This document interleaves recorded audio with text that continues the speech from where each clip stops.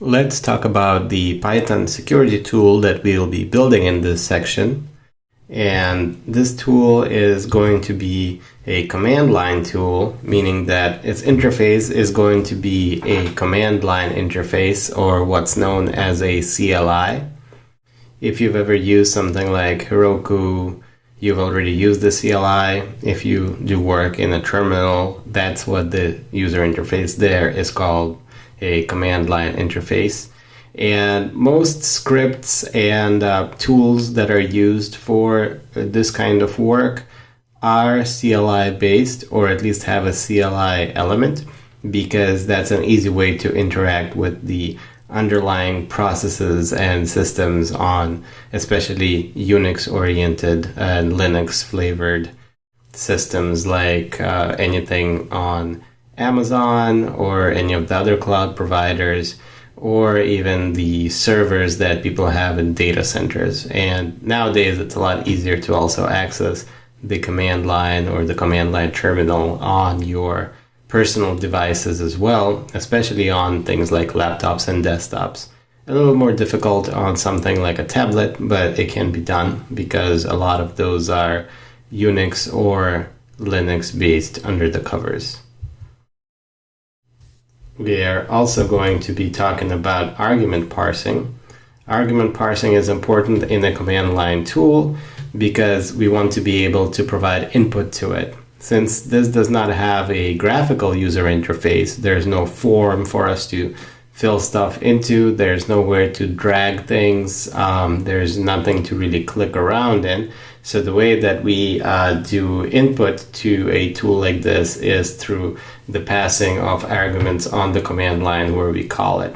And we'll see how Python has some great support for doing work in this manner and building tools in this manner.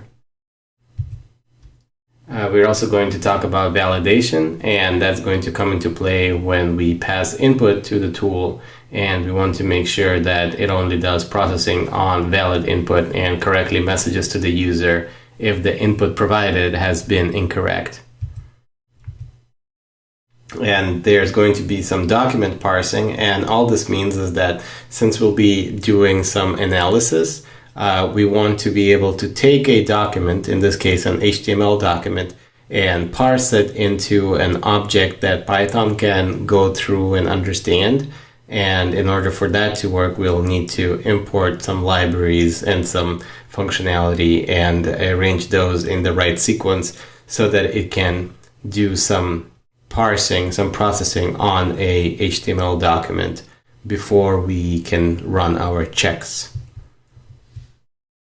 And the most important part of the tool, of course, is going to be vulnerability analysis, the checks that I was talking about. So we're going to talk about how a tool like this actually helps, how the structure and the algorithms of it are designed to achieve the goal of cybersecurity, information security, and how providing timely feedback to the user helps the user to make the correct decisions. And here is a diagram of what we'll be building. So you'll see that the user provides input into the system, and then it is validated. So the URL that the user provides is validated, and then the server runs the request, and the request from the website comes back to us in successful scenario as an HTML document. And then the HTML document is the one that we parse. We do document parsing, HTML parsing, using some Python processing capabilities. And then once we have the parsed HTML object, we analyze it for vulnerabilities, and then we output the vulnerability report. So these are all the pieces that we'll be building in our security tool. And I've decided that we can call this Achilles, which goes back to the Greek mythological hero Achilles, who had a vulnerability in his heel. And so a lot of times when something has a weak spot or weak point, it's called Achilles' heel. And that's where the name comes from. And this will be version 1.0 of this tool that we're building.